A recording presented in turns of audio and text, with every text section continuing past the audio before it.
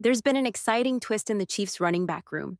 An unexpected player is making a serious push to join the 53-man roster. In this video, I'll break it all down, discuss Hollywood Brown's standout performance in training camp, and update you on the players returning to practice, while one key player sat out. Today's practice was much cooler than yesterday, dropping about 30 degrees, which is crazy, but great for the players. After 2 days, John Gruden was no longer seen with the coaches wearing Chiefs gear, but former Chiefs quarterback Trent Green made an appearance.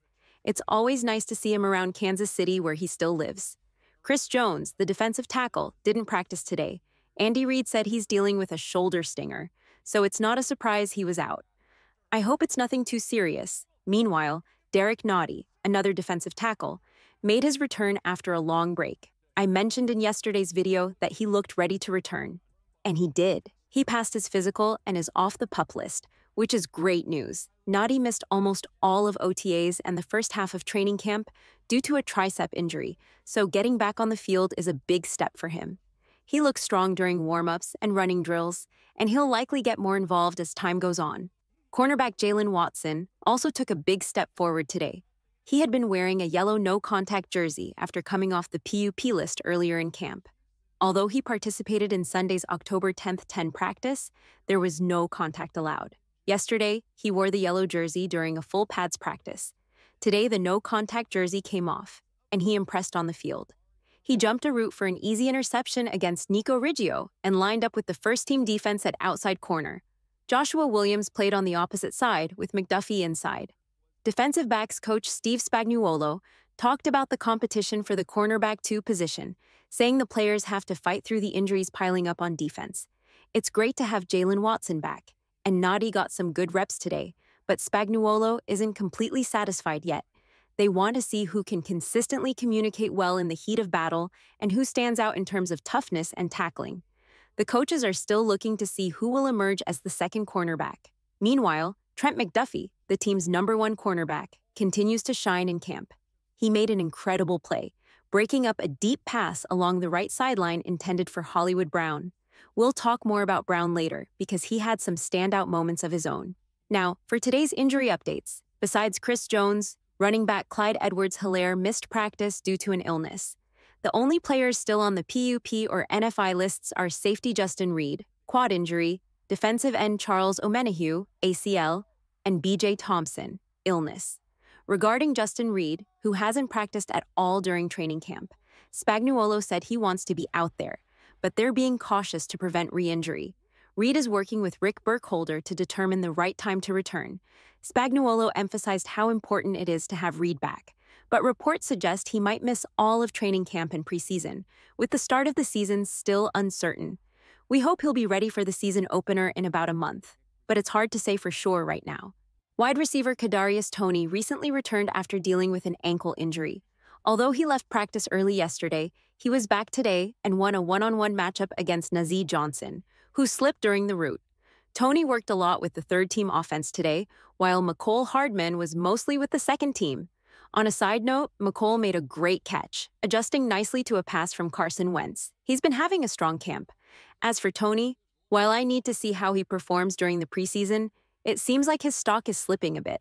The team appears to be ramping him up gradually since he only did individual work yesterday, but he participated in team drills today.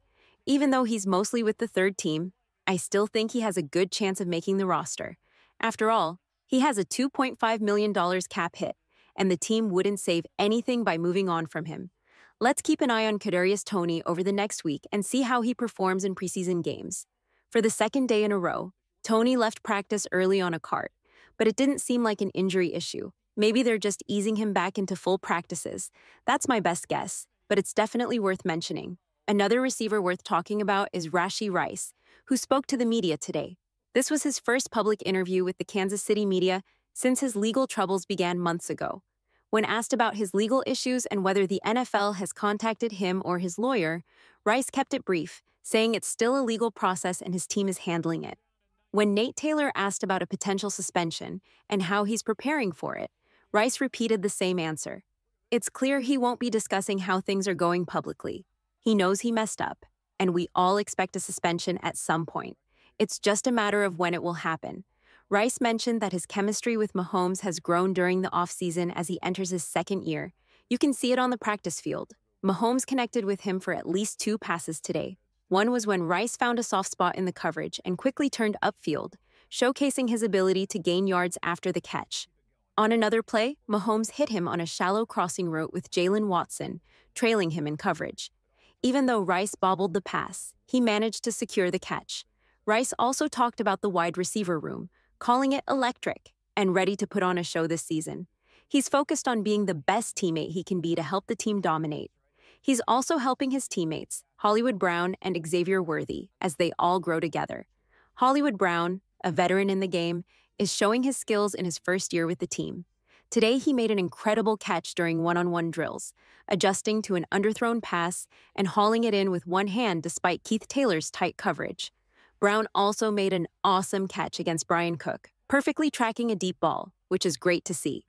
This year's wide receiver room looks promising compared to last year's, at least in training camp. Xavier Worthy, usually known for his deep ball highlights in camp, showed his versatility on a play where he turned upfield along the sideline and caught a pass from Mahomes before going out of bounds. Rice commented that both Hollywood and Worthy will often stretch defenses this year. However, they won't always be deep threats. They can mix things up, and Rice can go deep too. He did that in college and last year against the Bengals, recognizing a one-on-one matchup down the sideline, and Mahomes connected with him for a 67-yard gain, the longest pass play of the season for the Chiefs. Now, let's take a look at the running back room, which is getting quite interesting. Starting with Carson Steele, the running back-fullback hybrid, he's been working in multiple roles, including tight end.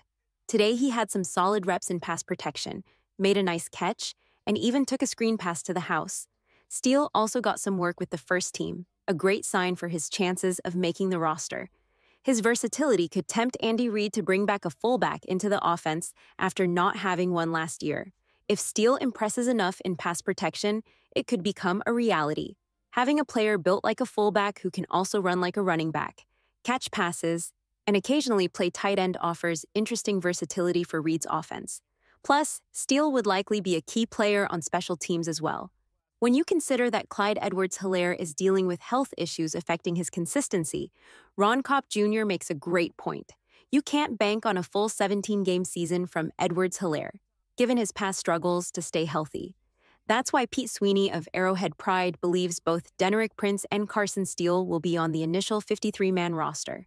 Steele offers versatility on offense, physicality in pass protection, and special teams value.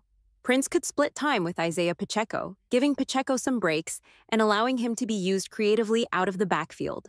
While I think Pacheco will be the main running back, it's smart to manage his workload due to his intense running style, and Prince has consistently been getting reps right after Pacheco.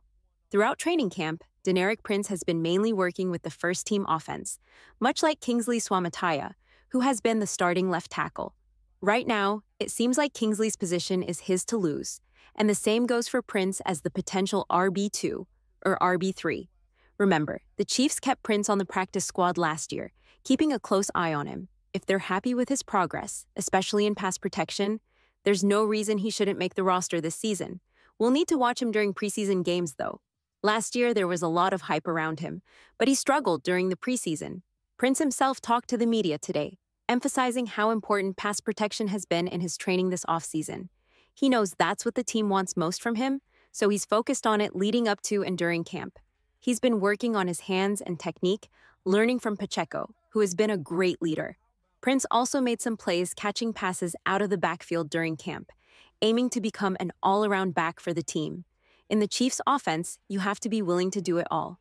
What do you think about the running back situation right now? Could the Chiefs go with 4 running backs, Pacheco, Prince, Clyde Edwards-Helaire, and Carson Steele? To do that, they might have to roll with 3 tight ends, Kelce, Gray, and Jared Wiley, with Irv Smith Jr. being the odd man out. This would depend on how high they are on Steele. They might also categorize them as running backs and a fullback, but the distinction doesn't really matter. This leaves the Welshman Lier not making the roster for now. Let me know your thoughts. It's going to be an exciting battle right up to the final cut. Just like Prince, another player entering his second year with the team is linebacker Drue Tranquill. Tranquill is the definite starter here and has really come out of his shell this offseason. Defensive coordinator Steve Spagnuolo said it's clear how much Drew loves football. He's an energy guy for the defense, and his teammates feed off of that. Tranquill has been making plays during camp too. He had an interception he returned for a touchdown yesterday, and he even defended linebacker Jack Cochran during a scuffle after Rashee Rice threw a football at Cochran. Tranquill has been talking friendly smack to the offense all camp long and had some epic one-on-one reps against Isaiah Pacheco in pass protection. Today, he had a pass breakup on a throw from Mahomes intended for Travis Kelce, who hyped Drew up for making a great play. Iron sharpens iron, after all. On the offensive side, Travis Kelce is a player his teammates feed off of. He caught a pass over the middle, aided by some play action, and immediately lateraled the ball to the right sideline to Isaiah Pacheco, who took it for a few extra yards. This is the second time this week Kelce has lateraled to Pacheco, so we'll likely see it in a game. Another tight end having a great rep was rookie Jared Wiley against Drew Tranquill. He faked Tranquill out with an outside shake, quickly moved inside for an easy catch and run against a great coverage linebacker. He might have pushed off a little, but it was within 5 yards and probably wouldn't get flagged. Obviously, it's just a one-on-one drill. But this is the kind of play you want to see from the tight end the Chiefs just drafted in the 4th round. I can't wait for the Chiefs' first preseason game on Saturday, August 10th, at 6 p.m. against the Jaguars. There are so many position battles to watch. As usual, I'll be doing a live play-by-play reaction stream on the channel. Hope to see you there. Until next time, after tomorrow's practice, let's go, let's freaking go. How about those Chiefs?